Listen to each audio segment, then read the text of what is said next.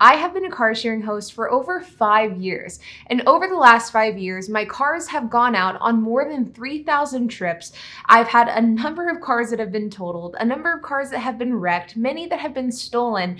Basically, everything that you can imagine has probably happened to one of my cars. But over the last 5 years, I've also learned a ton, and many of these lessons have come from the fact that I've made so many mistakes.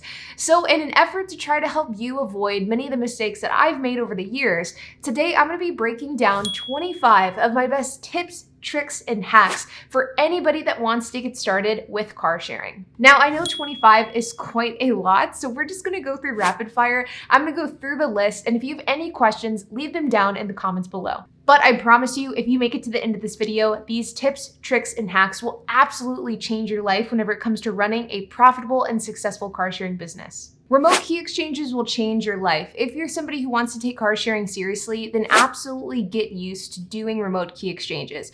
This is essentially where you put a lockbox at your vehicle or you use some sort of other remote unlock and locking method.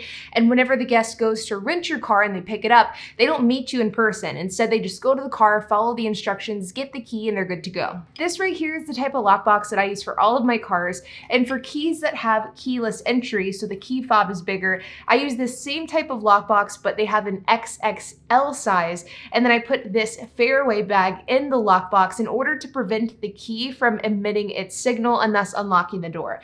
These two combinations are going to be a lifesaver whenever it comes to making your fleet more passive. CARSYNC is the best tool out there, hands down, whenever it comes to not only managing, but also automating your fleet. With CARSYNC, you can keep track of toll charges. You can also send automated messages as well. In fact, I would probably say 80% of my communications that I have with guests are typically automated messages that were scheduled to go out beforehand. This means that you have to spend significantly less time actually manning your phone, responding to messages, and it makes your life so much easier. Stick to what you know. I feel like in today's day and age, especially in the realm of social media, where Turo and car sharing is beginning to gain more and more traction, you look at what other people are doing, and I think you get shiny object syndrome, where you see what you're doing and you want to do that same thing because you have fear that you might be missing out otherwise. But I highly encourage you to figure out what you feel the most comfortable doing, know your niche, and then just stick to that. Don't worry about all the noise of what everyone else is doing. Just worry about yourself. You will be so much better off. From an ROI perspective, cheaper cars that cost between $4,000 and $6,000 are going to outperform nearly every other car out there, and that includes exotic and luxury cars. Get an accountant. Getting an accountant that understands your business, understands car sharing and the sharing economy, and can help you with your tax bill, your deductions, and filing your tax return each and every year, it is absolutely crucial. I use a company called Shared Economy Tax, and no, I'm not sponsored by them. I just really love them as a company. They are amazing. And on that same note, get QuickBooks. It is well worth the cost. For a long time, I was somebody that preached that I believed that cars didn't necessarily have to have a tracker in order for those vehicles to be listed on car sharing platforms. And I will admit that though I still don't think they have to have trackers, I think that if you're wanting to get them, it is well worth the price. Having the peace of mind of knowing where your cars are at all times is well worth the price tag, and I would encourage anybody who's on the fence of getting a tracker to simply pull the trigger and buy them. It is a worthwhile investment. I use One Step GPS, and I do have an affiliate code with them. If you're interested in checking out One Step GPS, you can use the link down below for $25 off. Get credit cards and do 100% of your business spending on these credit cards. HP and I have business credit cards for all of our businesses, and we do 100% of the spending on these cards. And as a result, we have racked up hundreds of thousands of points. In fact, last year, HP and I went to Hawaii. This spring, we went to Scotland and London. And in a few weeks, we're going to be going to Vegas and LA. And all of these trips were paid for 100% by credit card points. Invest in the right tools the first time. This is something that took us a really long time to learn because for a very long time, we still kind of had that poor mindset. We were trying to skimp around different tools that we needed. So instead of getting the proper tool, we would just try to rig up something that would work for the time being. But over the last year or so, we have started investing into the right tools to make sure that we buy them correctly the first time. And this is something that has paid off tenfold because it not only makes repairing cars much more efficient, it saves us time, and it saves us energy whenever it comes to having to run back and forth between the car parts store, our garage, and trying to find the right tools to get the job done. Investing in the right tools the first time is something that is a worthwhile investment. Make relationships with shops. I get asked all the time how somebody can get involved with Turo if they don't have a background in the automotive industry.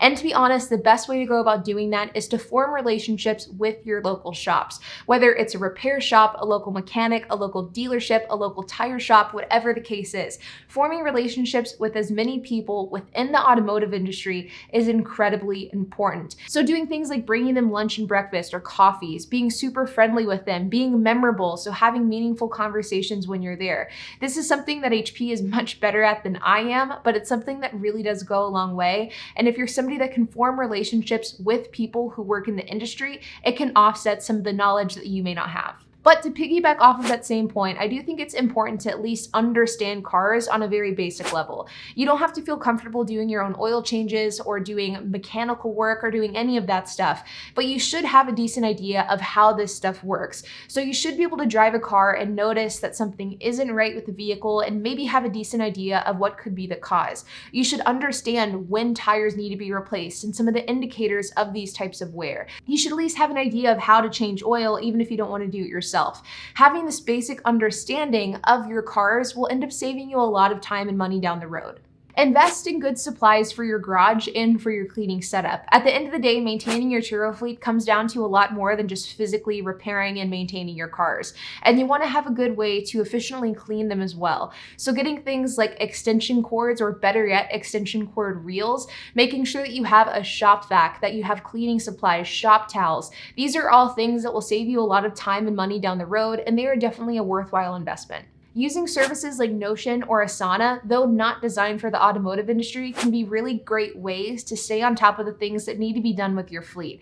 I use a service called Asana for all of my long-term tasks and goals that I don't want to forget about. I use this for both of my companies and all of my revenue streams, and it allows for me to keep track of things that I know I'll need to remember a few months or a few weeks down the road. While Notion is very similar to Asana in theory, it's much more visual, and thus it is a better way to keep track of short-term tasks. So what I use Notion for is everything that needs to get done in the next 30 days and in the next 7 days. That way I can ensure that nothing gets forgotten. On that same note, daily to-do lists using just a 3-ring spiral can be a really great way to keep track of your daily tasks. I am a religious to-do list maker, and I have dozens of these in my office from past and current to-do lists. No deductions. Now, I'm not an accountant, and I'm certainly not here to teach you guys about taxes, deductions, or accounting, so I'll just leave it at that. But understanding deductions and where deductions can be utilized is something that will be a game changer to not only your finances, but your business. Get an LLC. The tax benefits are huge, though make sure that you understand what paperwork and filings need to be submitted by your state every quarter, because those things can get very confusing. Autovin.de is a great way to get discounted Carfax reports. Videos and QR codes can be a great way to systemize and automate your business, and if you have a way to utilize these, I highly encourage you to do it. For example, HP and I have QR codes scattered throughout the entire RV that allows for people to visually see a tutorial on how to do different aspects and different things with the RV. For example, how to work the toilet, how to hook the RV up to a truck, how to plug in their water, their electricity, things like that. Doing QR codes with the RV has been a game changer, but we also utilize this type of thing with the Maserati as well. The Maserati had some odd things about it. For example, the push to start was on the left instead of the right, and the shifter was a little bit different than normal cars. And we were worried that a lot of customers and guests would have questions about that. So in order to get ahead of the game, we made a video tutorial that we made every guest watch before they picked up the car. And that, I think, mitigated a lot of questions before they even came up. Investing in the right tools isn't just limited to working on cars or cleaning cars, but having the right tools to run your business efficiently is also important. Making sure that you have a good computer, a good desk, a good phone. These are 3 key things that you will need in order to run, grow, and scale your business. So make sure that that's something that you're investing in adequately. Buy things in bulk, but only when it makes sense. For example, HP and I buy all of our oil and our filters in bulk, typically spending about $1,000 at a time. We buy this from Amazon and get it delivered right to our door because this is where we have found it's the cheapest. But alternatively, we do not buy our tires in bulk because it's too hard to store, and quite honestly, it's just not worth it. Instead, what we do is we make sure for the things that we don't buy in bulk in advance, we make sure sure to have a corporate account set up for all of these shops and all of these stores. So for example, we have our LLC registered with retailers like Discount Tire, Firestone, O'Reilly's, AutoZone. This way we make sure that we are getting the best price possible from these retailers, and it can make a significant difference. You can do this too. All you need is an LLC, contact the shop, tell them that you want a corporate account, and they will get you all signed up. It is super easy and it comes at no extra cost. If a guest leaves you a bad review and you can prove that that review was retaliatory, whether it be retaliatory because the car was damaged, because they smoked in the car, because you charged them an overage fee, toll fee, or gas fee, if you can prove that the review is retaliatory in nature, you can actually get that review removed. I have done this dozens of times. All-Star Host and Power Host is well worth it. This is a question that I get asked often. Is it worth it to be a Power Host? And the answer is yes.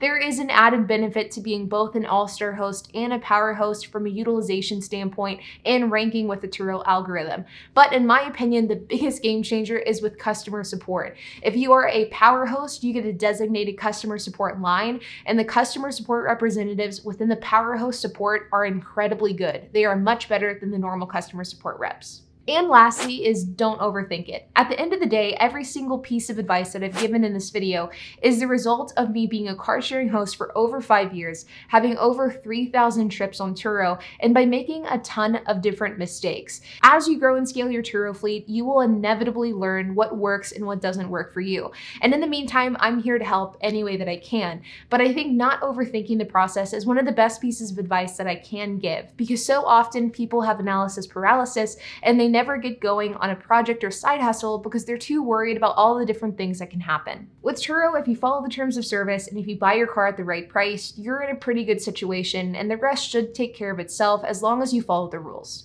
But with that being said, you guys, I hope that you enjoyed this video. If you have any questions, comments, if you have anything to add, I would love to hear it. So make sure to leave a comment down below. And while you guys are at it, make sure to hit the like button, hit the subscribe button, and hit the notification bell. And I'll see you guys in the next video.